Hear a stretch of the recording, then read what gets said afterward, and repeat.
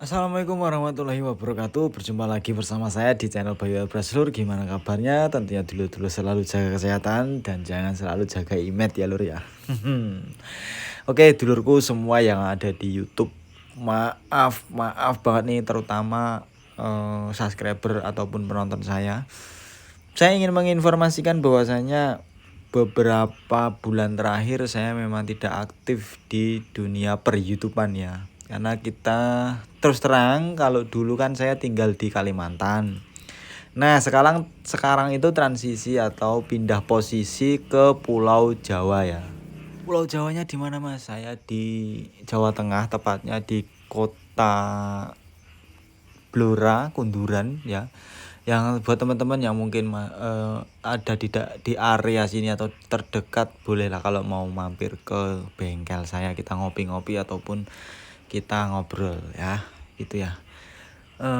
Untuk tema hari ini ataupun obrolan kali ini itu kemungkinan besar ya kita masih adaptasi. Ini dulu kan kita sering nonton untuk di media panel motor.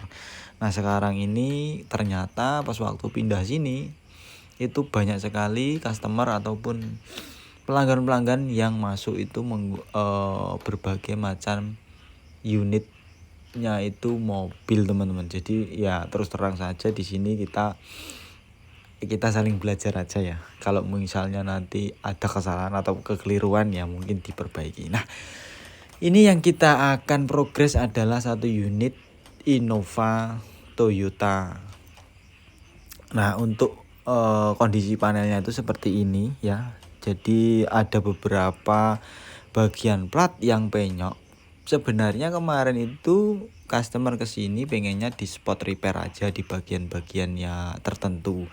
Cuma waktu kesini kita koreksi lagi dan kita kasih saran untuk customernya bahwasanya mending ini dicat ulang saja di bagian luar Pak, saya bilang gitu. Karena apa? Karena kondisinya udah nggak layak. Nah, ternyata di dempulan-dempulan yang penyok itu tidak menggunakan epoksi dan langsung diaplikasikan base coat. Akhirnya catnya itu pada timbul oksidasi ya. Jadi kayak bergelembung-gelembung gitu dan pori-porinya itu mulai kelihatan. Nah, di situ ternyata pas waktu dikopek, dikupas, penyokan-penyokan itu tidak dikembalikan dulu. Nah, di sini kita lagi proses mengembalikan panel yang penyok. Ini untuk alat kita pakai spot welding. Di sini untuk membantu tingkat pendempulannya itu supaya tidak over ya teman-teman. Jadi untuk mengembalikan proses meluruskan plat yang penyok saja. Jadi nggak sampai dilurus banget seperti plat semula, enggak. Cuma di sini kita mengurangi proses pendempulan supaya enggak over gitu. Nah, apa sih sebenarnya yang membedakan pengecatan mobil dengan motor itu? Sebenarnya mau cat mobil ataupun motor ataupun ngecat kereta itu sebenarnya kalau untuk proses itu sama, cuma yang membedakan itu perlakuannya. Perlakuan di panel besar dan panel kecil ya. Kalau untuk mobil itu biasanya lebih ke preparation atau persiapan masking ataupun kayak gini ini ya. Ini kan plat. Nah, kalau motor itu kan media atau panelnya kan kecil, tidak perlu menggunakan masking ataupun penutupan over ya. Jadi bedanya ada di situ. Kalau untuk teknik proses pengecatan itu sebenarnya hampir 100% sama. Prosesnya sama. Kita ketemu panel besi prosesnya sama. Kita ketemu panel plastik prosesnya sama. Jadi yang membedakan itu preparationnya. Nah, apa sih yang harus diutamakan kalau kita ngecat mobil itu? Sebenarnya selain kemampuan si painter, terus apa ya, pemilihan bahan supaya kita itu tidak terjebak di jangka panjangnya, karena ini panel mobil ya, bukan panel motor. Kalau motor mungkin kalau misalnya kita jalan keluar ke Indomaret ataupun kemana gitu kan kita masih bisa mencari teras-teras yang teduh. Nah kalau mobil itu kadang ya sedapatnya parkiran. Jadi lebih terkontaminan panas langsung atau paparan panas langsung. Jadi kita harus benar-benar perhatikan ya.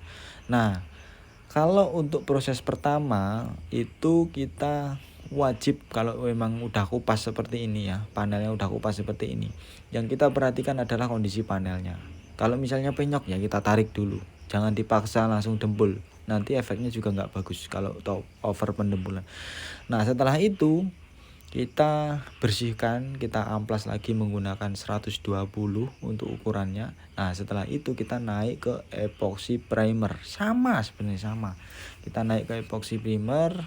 Untuk epoxy primer peruntukannya, untuk nozzle yang dipakai itu seperti yang pernah saya bahas, mulai dari 15, 16, 18 ya. Apalagi panel gede seperti ini, supaya kita nggak mengulang lebih banyak, jadi kita ambil nozzle-nya itu yang gede sekalian, jadi sekali tembak itu langsung dapat thickness atau ketebalannya. Nah setelah itu nanti kita keringkan dulu.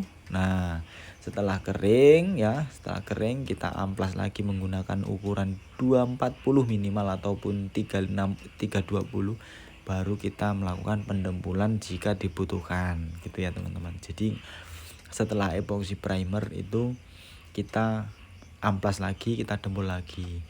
Mas, untuk apakah harus epoxy primer? Ya, kalau untuk panel plat ataupun besi ataupun metal sejenisnya itu memang harus diperuntukkan primer, karena di situ ada anti korosifnya ya, ada anti korosifnya. Kalau dipaksa dengan filler itu nggak bisa teman-teman, karena di filler tidak ada anti korosifnya. Nah kalau untuk filler itu nanti setelah pendempulan, dengan catatan tidak ada amplasan yang jebol ke plat lagi. Misalnya ada yang jebol gimana mas?